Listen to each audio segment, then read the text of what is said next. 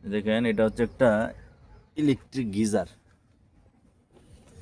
এই যে গিজার, এই গিজারটা হয়েছিল কি এই যে ইনার পার্ট যেটা হচ্ছে ইনার পার্ট, যেখানে আসলে পানিটা থাকে এবং গরম হয়, এটার ভিতরেই কয়েল থাকে মূলত।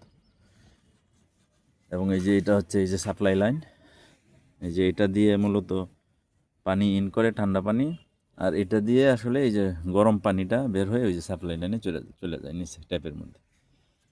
তো এটা হয়েছিল কি এই যে এটা ইনার পার্টটা নিচে আসলে জং ধরে একদম ফোটা হয়ে গেছিলো, অনেক ফোটা হয়ে গেছিলো, একদম ঝাঁঝরা হয়ে গেছিলো। তারপর আমি এটা কি করছি, এটা ইনার পার্টটা মানে নিচের অংশটুকু ওয়ার্কশপে নিয়ে নতুন করে তলা লাগিয়ে আনছি জ্বালাই করে। আর এটা হচ্ছে আউটার পার্ট।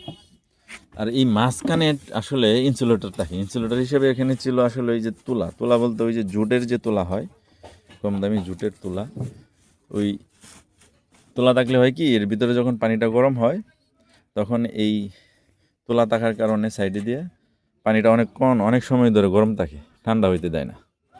এখন আমি করলাম কি ওই তুলা না দিয়ে, ওই কম দামি তুলা না দিয়ে আমি করছি কি এখানে এই যে দেখেন খের, গরুকে যে খাওয়ানো হয় খের, ওই খের দিয়ে আমি আসলে ইনসুলেটরের কাজ করতেছি। এইভাবে এদিক দিয়ে খের দিয়ে দিচ্ছি আমি, যে সাইডের দিকে আস্তে আস্তে খের দিয়ে দিচ্ছি, যে আস্তে আস্তে করে এইদিকে খের দিয়ে দেবো।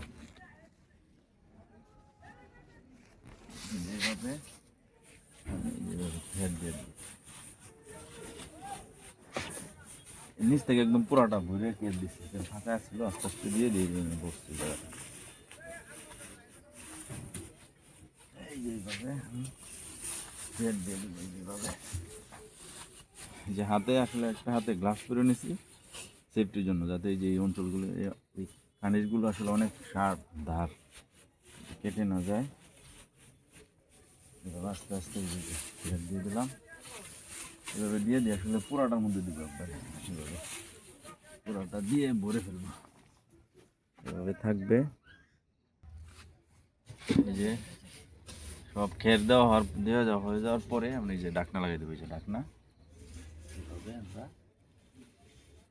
ঢাকনাটা লাগিয়ে দিব ঠিক করে, কমপ্লিট। এবার ঢাকনা লাগাই দিলেই কমপ্লিট। ওকে।